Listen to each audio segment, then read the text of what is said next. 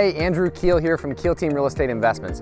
One thing you want to make sure to do when you buy a mobile home community is get the trees trimmed. A lot of mom and pops kind of let this go, and there's a lot of deferred maintenance when it comes to tree trimming. You can see when these tree limbs sit over top of a house like this, it causes a lot of issues.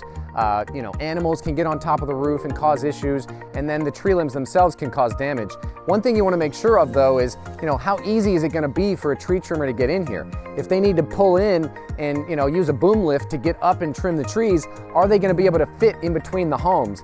We bought a community recently that was so dense that the boom lift couldn't get in between the homes, so it was like twice as expensive to get the trees trimmed because they had to have special equipment. So make sure that it's easy access to trim the trees, especially the ones close to homes and over top of homes just like this one. Thanks for watching.